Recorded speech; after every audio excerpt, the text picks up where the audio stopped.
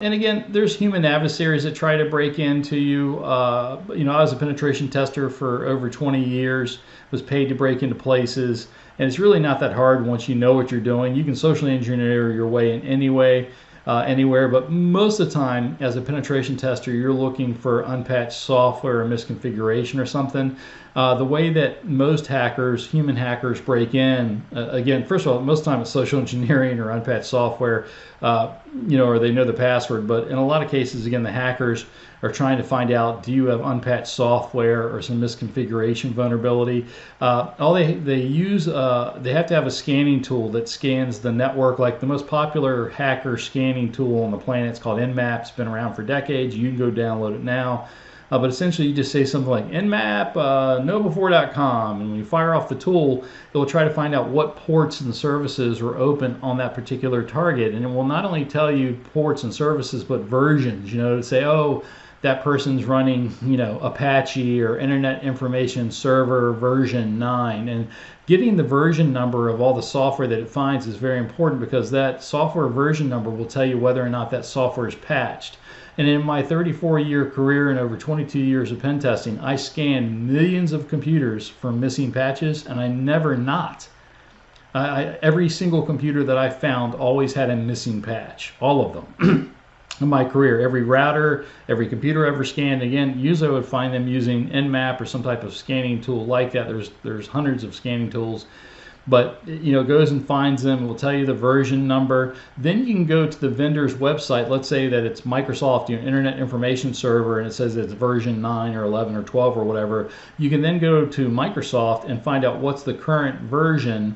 And if the victim's version is not the most current version, that means it's unpatched. You can then go find out what missing patches have not been applied. And then there are literally dozens to hundreds of websites that have all kinds of exploits for any missing patch, and then you find and download that and break in, like Exploitdbcom. This has been around for at least a decade, but it has over 44,000 different exploits. So that if I think I found, in this case, you know, a Microsoft Direct Write patch that hasn't been applied, I can download that exploit. Sometimes I have to compile it. Sometimes I have to run it with a Python script or something. But that then allows me to, so I literally just scan the software that's involved in the victim trying to break in.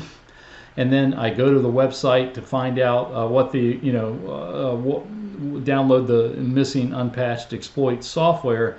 And doing this technique, although I broke into hundreds and hundreds of websites, hospitals, government sites, companies, I was paid to break into hundreds of websites. Using this technique I just showed you, I broke into every company I was ever hired to break into in an hour or less.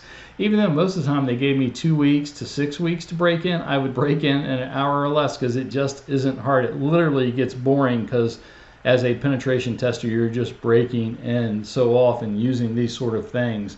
And there's lots of tools, again, dozens to hundreds of tools with hundreds to thousands of exploits that anybody can use to break into anything. Another popular one is called the Metasploit framework.